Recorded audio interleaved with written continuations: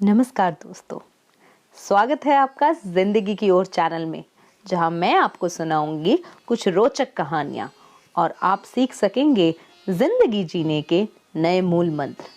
तो लेते हैं एक और कदम जिंदगी की ओर। आज की कथा महाशिव पुराण के विद्वेश्वर संहिता के अध्याय 3 और 4 पर आधारित है, जिसमें सूत जी बताते हैं ऐसे कौन से 3 उपाय हैं जिससे मुक्ति मिल सकती है। तो आइए सुनते हैं वो कथा। सूत जी का महाशिव पुराण का परिचय सुनकर व्यास जी कहते हैं, सूत जी का यह वचन सुनकर वह महर्षि बोले, अब आप हमें वेदांत अनुसार सर्वस्वरूप अद्भुत शिव पुराण की कथा सुनाइए। सूत जी ने कहा, आप सब महर्षिगण रोग शोक से रहित कल्याणमय भगवान शिव का स्मरण करके पुराण प्रवर शिव पुराण की, जो वेद के सार तत्व से प्रकट हुआ है, कथा सुनिए। शिव पुराण में भक्ति, ज्ञान और वैराग्य, इन तीनों का प्रीति पूर्वक गान किया गया है और वेदांत वैद्य स्वदस्तु का विशेष रूप से वर्णन है। इस वर्तमान कल्प में जब सृष्टि कर्म आरंभ हुआ था, उन दिनों 6 कुलों के महर्षि परस्पर वाद विवाद करते हुए कहने लगे, अमुक वस्तु सबसे उत्कृष्ट है और अमुक नहीं है। उनके इस विवाद ने अत्यंत महान रूप धारण कर लिया। तब वे सबके सब अपनी शंका के समाधान के लिए सृष्टिकर्ता अविनाशी ब्रह्मा जी के पास गए और हाथ जोड़कर विनय भरी वाणी में बोले, प्रभु, आप संपूर्ण जगत को धारण पोषण करने वाले तथा समस्त कारणों के भी कारण हैं। हम ये जानना चाहते हैं कि संपूर्ण तत्वों से परे परात्पर पुराण पुरुष कौन है? ब्रह्मा जी ने कहा, जहाँ से मन सहित वाणी उन्हें ना पाकर लौट आती है तथा जिनसे ब्रह्मा, विष्णु, रुद्र और इंद्र आदि से युक्त यह संपूर्ण जगत समस्त भूतों एवं इंद्रियों के साथ पहले प्रकट हुआ है, वह ही ये देव, महादेव, सर्वज्ञ एवं संपूर्ण जगत के स्वामी हैं। ये ही सबसे उत्कृष्ट हैं। भक्ति से इनका साक्षात्कार होता है, दूसरे किसी उपाय से कहीं इनका दर्शन नहीं होता। रुद्र, हरि, हर तथा अन्य देवेश्वर सदा उत्तम भक्ति भाव से उनका दर्शन करना चाहते हैं। भगवान शिव में भक्ति होने से मनुष्य संसार बंधन से मुक्त हो जाता है। देवता की कृपा प्रसाद से उनमें भक्ति होती है और भक्ति से देवता का कृपा प्रसाद प्राप्त होता है। ठीक उसी तरह जैसे यहाँ अंकुर से बीज और बीज से अंकुर का पैदा होता है, इसीलिए तुम सब भगवान शंकर का कृपा प्रसाद प्राप्त करने के लिए भूतल पर जाकर वहाँ सहस्त्रों वर्षों तक चालू रहने वाले एक विशाल यज्ञ का आयोजन करो। इन यज्ञपति भगवान शिव की कृपा से विद्या के सारभूत साध्य साधन का ज्ञान होता है। शिव पद की प्राप्ति ही साध्य है, उनकी सेवा ही साधन है तथा उनके प्रसाद से जो नित्य नैमित्तिक आदि फलों की ओर से निस्पृह होता है, वही साधक है। वेदोत्व कर्म का अनुष्ठान करके उसके महान फल को भगवान शिव के चरणों में समर्पित कर देना ही परमेश्वर पद की प्राप्ति है। वही सालोक्य आदि के कर्म से प्राप्त होने वाली मुक्ति है।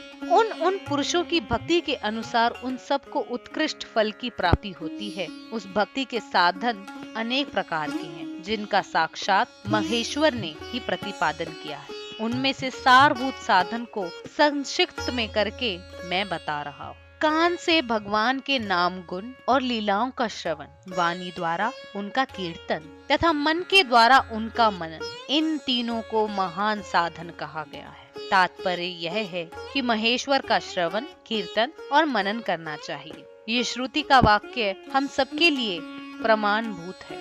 इसी साधन से संपूर्ण मनोरथ की सिद्धि में लगे हुए आप लोग परम साध्य को प्राप्त हो। लोग प्रत्यक्ष वस्तु को आंख से देखकर उसमें प्रवृत्त होते हैं, परंतु जिस वस्तु का कहीं भी प्रत्यक्ष दर्शन नहीं होता, उसे श्रवण इंद्रिय द्वारा जान सुनकर मनुष्य उसकी प्राप्ति के लिए चेष्टा करता है। अतः पहला साधन श्रवण ही है। उसके द्वारा गुरु के मुख से तत्वों को सुनकर श्रेष्ठ बुद्धि वाला विद्वान पुरुष अन्य साधन कीर्तन एवं मनन की सिद्धि करे। क्रमशः मनन पर्यंत इस साधन की अच्छी तरह साधना कर लेने पर उसके द्वारा शालोक्य आदि के क्रम से धीरे धीरे भगवान शिव का संयोग प्राप्त होता है। पहले सारे अंगों के रोग नष्ट हो जाते हैं, फिर सब प्रकार का लौकिक आनंद भी विलीन हो जाता है।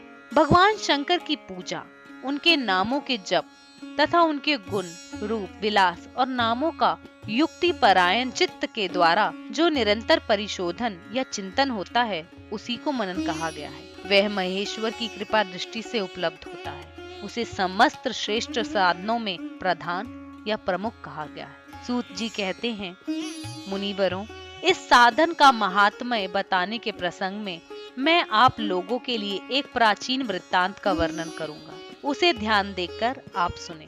पहले की बात है, पराशर मुनि के पुत्र मेरे गुरु व्यास देव जी सरस्वती नदी के सुंदर तट पर तपस्या कर रहे थे। एक दिन सूर्य तुल्य तेजस्वी विमान से यात्रा करते हुए भगवान संत कुमार अकस्मात वहां जा पहुंचे। उन्होंने मेरे गुरु को वहां देखा। वे ध्यान में मग्न थे। उससे जगने पर उन्होंने ब्रह्मपुत्र संत कुमार जी को अपने सामने उपस्थित देखा। देखकर वे बड़े वेग से उठे और उनके चरणों में प्रणाम करके मुनि ने उन्हें अर्घ्य दिया और देवताओं के बैठने योग्य आसन अर्पित किया। तब प्रसन्न हुए भगवान सनत कुमार विनीत भाव से खड़े हुए व्यास जी से गंभीर वाणी में बोले, मुने, तुम सत्य वस्तु का चिंतन करो। वह सत्य पदार्थ भगवान शिव ही हैं, जो तुम्हारे साक्षात्कार के विषय होंगे। भगवान शंकर का श्रवण, कीर्तन, मनन, ये 3 महत्तर साधन कहे गए हैं। ये तीनों ही वेद सम्मत है। पूर्व काल में मैं दूसरे साधनों के संभ्रम में पड़कर घूमता घामता मंदराचल पर जा पहुंचा और वहां तपस्या करने लगा। तदंतर महेश्वर शिव की आज्ञा से भगवान नंदीकेश्वर वहां आए। उनकी मुझ पर बड़ी दया। वे सबके साक्षी तथा शिव गणों के स्वामी भगवान नंदीकेश्वर मुझे स्नेह पूर्वक मुक्ति का उत्तम साधन बताते हुए बोले, भगवान शंकर का श्रवण, कीर्तन और मनन, ये तीनों साधन वेद सम्मत है और मुक्ति के साक्षात कारण है। ये बात स्वयं भगवान शिव ने मुझसे कही है। अतः ब्राह्मण, तुम श्रवण आदि तीनों साधनों का ही अनुष्ठान करो। व्यास जी से बारंबार ऐसा कहकर अनुगामियों सहित ब्रह्मपुत्र संत कुमार परम सुंदर ब्रह्म धाम को चले गए। इस प्रकार पूर्व काल के इस उत्तम वृत्तांत का मैंने संक्षेप से वर्णन किया है। ऋषि बोले, सूत जी, श्रवण आदि 3 साधनों को आपने मुक्ति का उपाय बताया है, किंतु जो श्रवण आदि तीनों साधनों में असमर्थ हो, वह मनुष्य किस उपाय का अवलंबन करके मुक्त हो सकता है? किस साधनभूत कर्म के द्वारा बिना यत्न के ही मोक्ष मिल सकता है?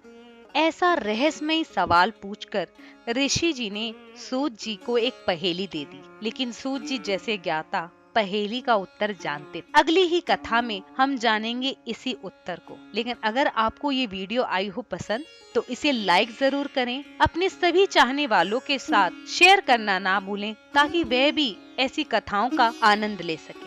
जल्द ही मैं आऊंगी एक अगली कथा लेकर, जिसमें हम देखेंगे कि कैसे सूत जी ऋषियों की इस पहेली का उत्तर देते हैं, जिसमें वह वर्णन करते हैं कि यदि कोई मनुष्य इन तीनों साधनों को करने में असमर्थ है, फिर भी वह कैसे मुक्ति को पा सकता है। उस वीडियो को जानने के लिए जल्दी से इस चैनल को कर ले सब्सक्राइब, ताकि जैसे ही वो वीडियो अपलोड हो आपको नोटिफिकेशन आ जाए। तब तक हमारे साथ बने रहने के लिए धन्यवाद।